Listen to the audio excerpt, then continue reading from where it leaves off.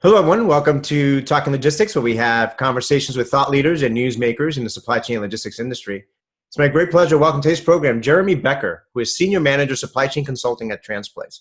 And today we're going to talk about last mile delivery, the next battleground in transportation. Now, over the past couple of years, there's been a lot of buzz and discussion around last mile delivery, a lot of activity. Everything from startups that have come to market, focused on delivering services around last mile delivery to, technology, companies with advancements in, TMS and mobile technologies to better plan, execute, and track last mile delivery shipments, as well as mergers and acquisitions in this space. So, what's driving all of this focus on last mile delivery? How is this different or than other types of transportation segments? Well, those are some of the questions that we're going to kind of discuss today with Jeremy, who's kind of on the front lines of this in his role there at Transplace. So it's great to have him on the program, and look forward to having a good conversation around this topic. So Jeremy, welcome to the program. Thank you, Adrian. Thanks for having me. Now, Jeremy, you're a first-time guest here on Talking Logistics. So like we always do whenever we bring someone new on the program, we're always curious a little bit about, how you got involved with supply chain logistics to begin with. So why don't we start there before we dive into the topic? Tell us a little bit about your career path, how and why you got involved with supply chain logistics and what your current role and responsibilities are there at Transplace. Yeah, so about 13 years ago, 15 years ago, I got into the industry through a technology company, largely focused in sourcing and sourcing optimization. That technology is a natural fit for transportation. So I got a lot of exposure to sourcing transportation, working with consultants who source transportation, as well as third-party logistics firms. What brought me to Transplace was several of my clients basically coming together, right? Our leader in Transplace supply chain consulting practice is Brooks Bentz. Brooks was at Accenture for years, and I had worked with him there and helped facilitate the use of the technology with his staff and with their customers, as well as with other consultants and 3PLs like Transplace. Transplace was also a client of mine. So two of my favorites got together, and it made for an easy transition for me to join the team here and utilize my skills and experience with transportation and sourcing here in our staff. Great. Yeah, no, I think we've had Brooks on the program, as well in the past. So I know Brooks well, and great career path there. Certainly, technology is playing a bigger role in transportation these days, and in the 3PL space as well as including the consulting. One of the things that we've talked about here on Talking Logistics for a long time is kind of that merging of technology, managed services, and consulting, right? So I think Transplace is a good example of that. So let's talk now about last mile delivery. Like I said in my opening comments, I mean there's a lot of buzz in the industry today about last mile delivery. So let's start with kind of a basic question. I mean, what is last mile delivery? I mean, what does it encompass? So I think there are a lot of definitions out there, right? But if we put it simply, it's the delivery of goods from fulfillment center to their final destination, right? And I don't personally lump parcel into that, but it could be anything from crowdsourced private citizen drivers to to contract carriers. Yes, I mean, I think there's so much going on, particularly on the consumer end of things, right? You've got like the startups like Deliv and that Right. and those that are partnering up with retailers to kind of bring goods from the store, all the way to the consumer's house. You've got more traditional, what I would consider last mile delivery, which is kind of like the furniture or appliance delivery, right? I think at the other end is, and then you could consider the U.S. Postal Service as kind of the premier last mile delivery outfit, right? Absolutely. This is an area of transportation that's impacting our lives, everyone's lives on a daily basis in this country, right? Whether you're utilizing um, Grubhub or Amazon Prime, or you're ordering from a large retailer, you're ordering appliances. These things are brought into our homes now via final mile or last mile delivery. Yeah, and I think for me, I mean, one of the things is that a lot of companies that historically didn't have to think too much about last mile delivery. It was something that was, it either wasn't part of their operations at all, or it was something that was handled by a third party. Now they're becoming much more involved or directly involved with last mile delivery. And so that's kind of part of the reason why there's so much interest, is because they're trying to learn about, well, what's been some of the success stories out there, or lessons learned, or advice for us to get started in this area. I think you have to, right, to manage your enterprise and control the quality of your brand, and really understand what your performance is like in that area. You've got to pay attention to it. You've got to have systems of record around it, and manage it tightly. And I think we're seeing more and more, certainly as you mentioned, more and more involvement from our clients in their management of that category.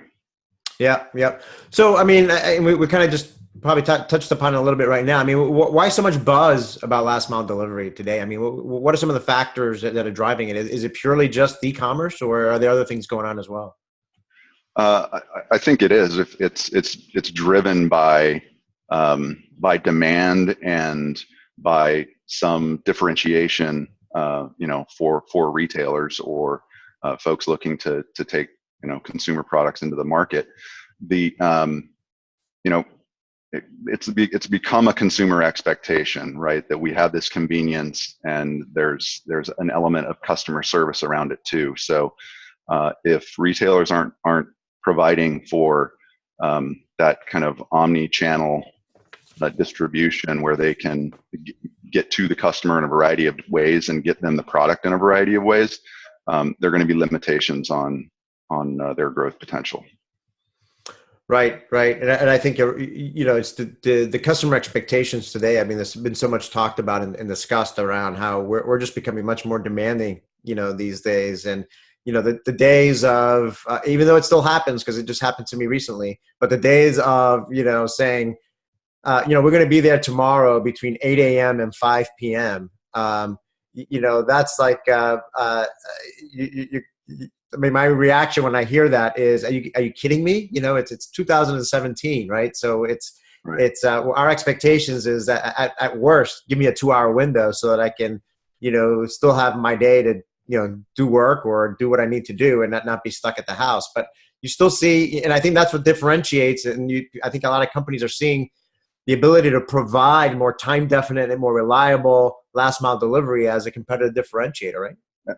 Absolutely. And I think just to add to that, being able to provide a tight window around the delivery, there's significant coordination that goes into that, but also being able to deliver on weekends and get to people when they're at home, especially when you're talking about something that needs to be taken into the home or potentially assembled, is important to look at.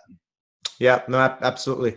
So let's talk a little bit about, I mean, this is kind of one segment of the overall transportation market, right? So how is this segment in the transportation market different than the others? I mean, any special considerations when it comes to, finding service providers that do last mile delivery services? Absolutely. And I think, based on the requirement, what the customer's requirement is around assembly and folks going into the home, and delivery windows, you can start to narrow the market a good bit in terms of carriers that can handle that on a national scale, right? So just the capacity available, I think, is can be one challenge, or qualified carriers is one challenge. I also think that this is not a mode of transportation that has been managed as tightly for as long as something as like truckload, right, or line haul. So because there's some more variability in it, it's been a little harder to tackle. But so just getting the data around it and the information that you need, quality information, can be a challenge. Systems of record are coming along, but they're not as good in that mode, in my opinion. Now, when you look at the carrier base or the ecosystem of service providers, is it a very fragmented market? I mean, is there a true kind of nationwide last mile delivery provider? Is it very regionalized? How does that segment of the market look? So there are good, a couple handfuls of national providers, folks that have gotten into the space, and a few regionals, in my experience, as far as really being able to provide the systems and the management behind it. And then beneath them, there's typically agents involved, right? And so agents may be they may be moving companies that have some extra capacity to fill and qualified personnel to do delivery. So typically those carriers are also managing the logistics for some agents who are delivering on their behalf. And those folks are a little more regionalized, but you've got a couple handfuls of large national providers that you would recognize. Yeah, because I mean, one of the things that I've heard historically has been, particularly if you're, let's say, a large retailer, right, that's got nationwide operations, you do last mile delivery, trying to get that visibility, across your your last mile or home delivery operations has been a challenge because it's kind of been fragmented, or the level of technology use across some of these carriers and last mile providers. Some have good systems, others don't have. It's all paperwork. So is that getting better? Or is that still a challenge? It is getting better, but it is still a challenge. So just to clarify, I mean, not everybody like flips the switch and they're a great national provider overnight, because they're a national organization, right? There's still pockets where folks are going to suffer from a service level standpoint and their ability to serve a certain market. So there is a little bit of nuance to that. But yeah, and it also depends on the service level that you're looking for. If your requirements are delivery of a washing machine, is a little more different than delivery of a dining room set that needs to be assembled and has touch up and that kind of stuff to it, which is different from something left at your doorstep, obviously. Right. Well, and to that point, I mean, I think one of the things that makes this segment different and arguably even more critical is that, particularly for those types of services where you do have the drivers or the crews going in and doing some kind of installation, or they're going into the home. I mean, that is, that driver, that crew, that delivery service is the face of the brand, right? For the retailer or the manufacturer, or whoever is the ultimate, supplier there. And, if they go in and, track mud all over the house, or they break something, or for one reason or another, they're offending the end customer, either with their language or the way they're dressed or something, that customer is not going to be thinking about XYZ delivery company. They're going to be thinking about, that retailer that they bought that product from. So I would think that that's another consideration that, some of the shippers have to think about is, do they put together some kind of requirements or things like that when they're selecting service providers to make them aware that, they're representing their brand? Yes, it's not unusual for us to see requirements around appearance and behavior, and being prompt, another big thing, right? So absolutely, that's relatively common when it's someone going into the home. So you obviously work with some clients in this area. I mean, based on your experience, what are some of the leading practices or lessons learned that other shippers should consider? So I think, really being able to manage the category and your partners in that category requires that you have, good information to base strategic decisions on, right? So systems of record become important. The quality of that information is important, um, regardless of where it comes from, to inform the organization on what performance looks like, where they have gaps, where they need to, maybe look at, um, a secondary partner in a market. In addition to that, a carrier management plan. This is a partnership. Your brand is in many cases is at risk, maybe a little strong of a term, but it's involved here, right? And so being able to have good escalation with your partner and the ability to communicate to the right people close enough to the delivery and get the customer service that you want those are critical things, because if there is an issue, you need to get it resolved quickly to make good on your delivery. Yeah. So are you seeing, with regards to, having that information and systems of record and having that visibility, I mean, are you seeing greater use of kind of mobile technologies where, the drivers or delivery crews have smartphones or tablets or things of that nature where they're, able to do signature capture, you're able to track where the crew is, you're able to maybe even conduct a customer survey while you're there at the delivery site, make sure everything was delivered as expected, on time, in the right condition. Are you seeing kind of some of your customers looking or expecting that their service providers leverage that kind of technology? More and more of it, but I wouldn't say that that's the standard yet, right? I think there's still a lot of development in that area to be done, but there are some carriers going to market with those type of capabilities in terms of being able to do survey, over the not over the phone, but through an app, that type of thing, and capture more immediate feedback from the customer. Yeah, it's becoming more prevalent, but I wouldn't say it's the standard.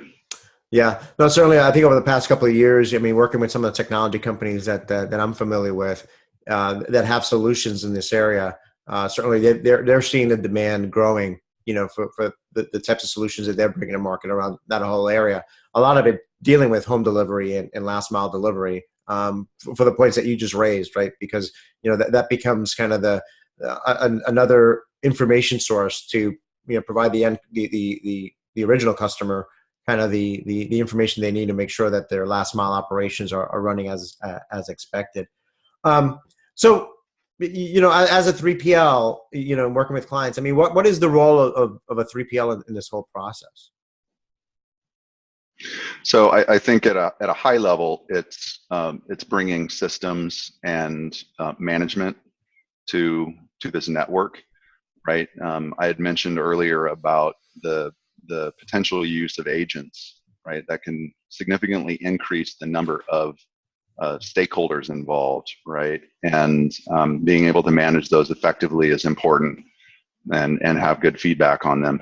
And then on the system side, again, being able to provide for some technological advancement, like you're referring to, as well as solid data on the transactions and how they happen and as they happen, so that issues can be resolved quickly before, preferably getting out in front of some sort of angry customer.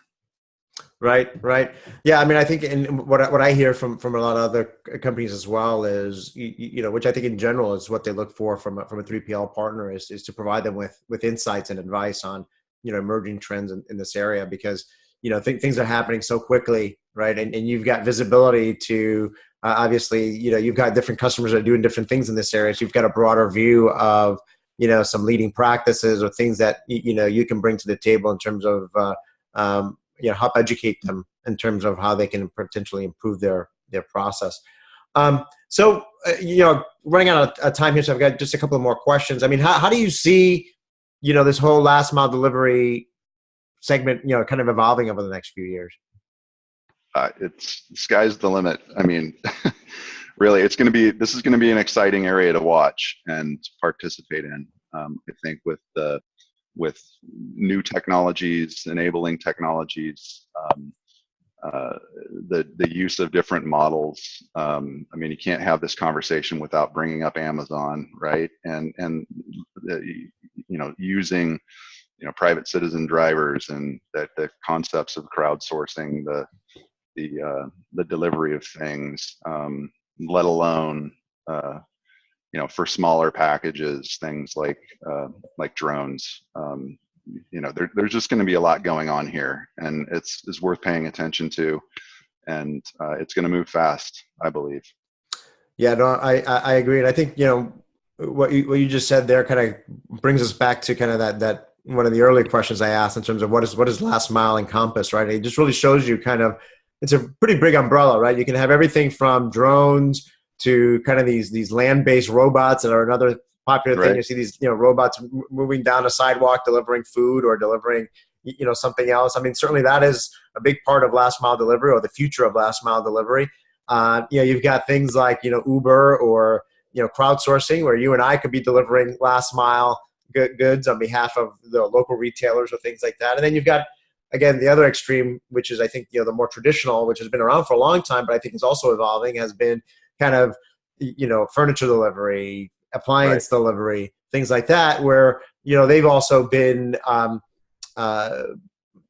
pressured by clients to provide that more time-definite delivery, more flexibility, weekend deliveries, and a lot of those operations are just trying to get away from paper, right, and make those operations even more efficient by leveraging technology. So you're right. I think there's a lot going on in this space. I think the umbrella is pretty big in this area. I think there's a lot to look forward to in the years ahead.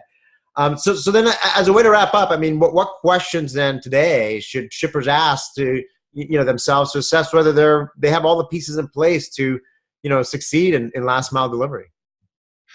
Yeah, I hate to be redundant, but I think really having the good systems of record and technology in place to be able to capture data, store data, and a carrier management strategy. These are going to be partners, and you need escalation paths and ways to resolve issues that are maybe repeated, right? So it's important to be able to have that level of communication, preferably in advance of those challenges. So stating those type of terms up front, and letting your partners know that these are expectations, and having a plan for managing that in an ongoing way, I think, is very important.